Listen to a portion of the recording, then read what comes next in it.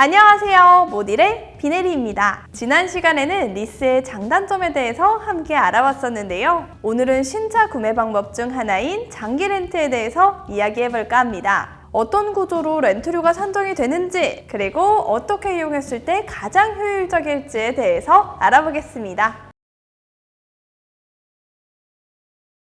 장기 렌트는 감가상각비를 내고 타는 개념이라고 보시면 되는데요. 잔가를 남기는 구조는 운용 리스, 유매 할부와 비슷하지만 리스와 장기 렌트는 금융상품이기 때문에 상품의 성격은 완전 다릅니다. 먼저 잔존 가치란 무엇일까요? 계약 기간과 연간 주행거리에 따라 만기 시점에 예상되는 중고차의 가격을 말합니다. 이걸 잔존 가치 또는 인수가라고 하는 건데요. 그리고 장기 렌트의 월 납입료는 다음과 같이 정해집니다. 면세 할인, 특판 할인이 들어간 차량에서는 잔존 가치만큼을 빼고 남은 금액과 취등록세, 자동차세, 보험료를 더한 금액을 계약 기간만큼 나눠서 내는 것이라고 보면 됩니다. 그럼 장기 렌트를 이용하게 되면 월 납입료가 올라갈까요? 아니면 내려갈까요? 장기 렌트 이용 시 취등록세가 7%가 아닌 4%로 떨어지고 자동차세는 2,500cc 이하의 경우 cc당 19원밖에 되지 않죠. 보험료도 렌트사에서 일괄적으로 한꺼번에 들기 때문에 비교적 낮아지게 되는데요.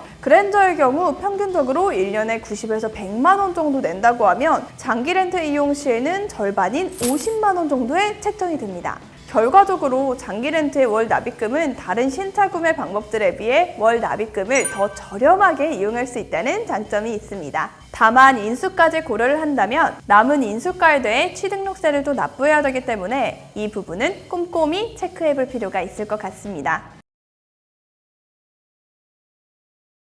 장기 렌트, 과연 어떤 사람에게 유리할까요? 유형별로 안내해 드리도록 하겠습니다. 첫 번째, 주행거리가 많은 사람. 한국교통연구원이 발표한 자료에 따르면 한국의 자동차 평균 연간 주행거리는 14,986km라고 하는데요. 장기 렌트를 이용하면 연 2만 km를 주행할 수 있는 조건으로 이용하는 게 보통입니다. 신차를 구매한 뒤 5년간 이용하게 되면 총 10만 km를 타게 되는 건데요. 할부나 현금으로 신차를 구매해서 한 번이라도 중고로 팔아보신 분들은 아시겠지만 내가 예상하는 것만큼 중고차 가격이 잘 나오지 않는 게 사실입니다.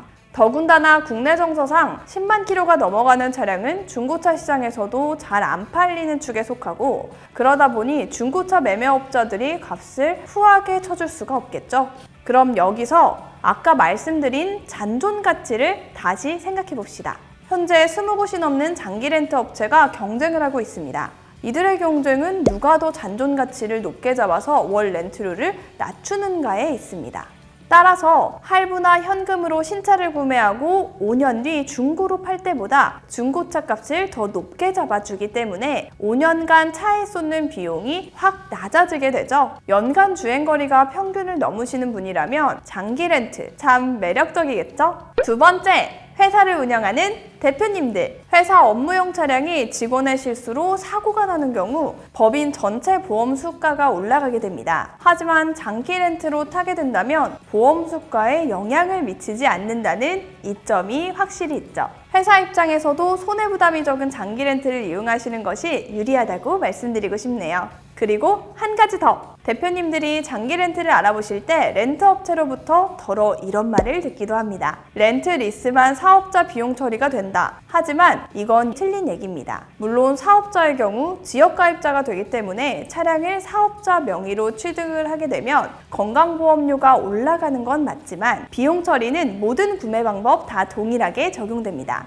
다만 장기 렌트가 비용 처리 과정이 조금 더 용이하다는 이점은 있는 것이죠. 세 번째, 목돈을 쓰고 싶지 않은 사람. 신차 구매는 무조건 일시불이다. 일시불로 못 산다면 그 차를 살 능력이 안 되는 거다. 이렇게 돌아다니는 말이 있습니다. 어느 정도는 맞는 말이기도 합니다. 하지만 일시불로 신차를 구매한다고 해도 매일, 매분, 매초 감가상각이 이뤄지게 됩니다.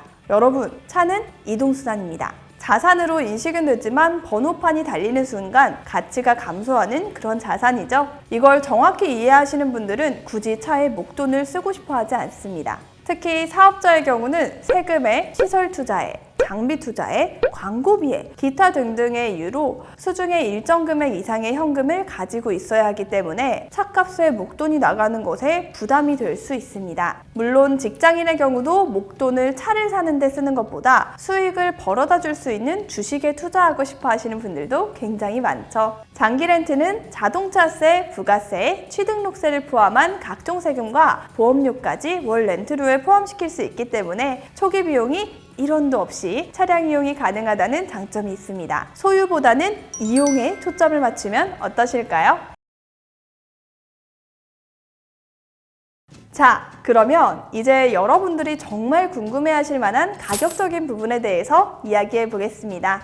할부 구매가 저렴한가? 장기 렌트가 저렴한가? 이렇게 접근한다고 했을 때 정답은 없다고 생각합니다. 장기 렌트를 인수하는 것까지 기준으로 풀 할부 구매 대 무보증 장기 렌트 이렇게 한번 비교해 볼까요? 결과적으로는 할부 구매가 아주 조금 더 저렴합니다. 하지만 여러분들이 배제하고 있는 전제가 있습니다. 2019년 노제펜, 렉서스, 토요타 불매운동, 2024년 아우디 브랜드 같이 하라, 전기차, 디젤차 같이 하라, 제규어 국내 사업 철수, 닛산 국내 사업 철수, 벤츠 전기차 화재 사건 등 이런 사건들을 4, 5년 전에 예상하셨나요? 혹은 4, 5년 후에 여러분들의 차량이 무사고 차량이라고 장담할 수 있으신가요? 만약 장담하신다면 의무보험만 들고 추가적인 자동차 보험은 들 필요가 없겠죠? 하지만 자칫 상황이 잘못되면 총 금액 50에서 100만 원 정도 더 싸게 사려고 하다가 500에서 600만 원 정도를 그냥 손해볼 수 있는 경우도 생기게 되는 겁니다. 이때 장기 렌트는 내 차가 아무리 가치가 하락한다고 해도 수많은 사고로 차값이 떨어져도 반납을 해버리면 그만입니다. 이런 시각에서 본다면 잔존 가치를 보장해주는 장기 렌트가 오히려 더 저렴하다고 볼 수도 있는 것이죠.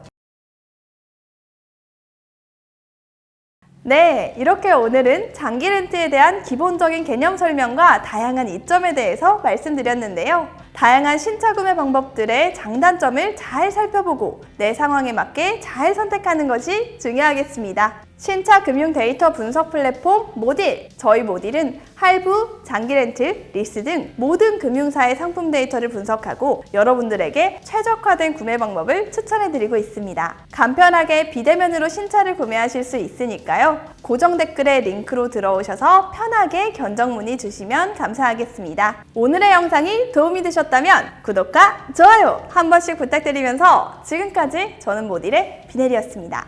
감사합니다.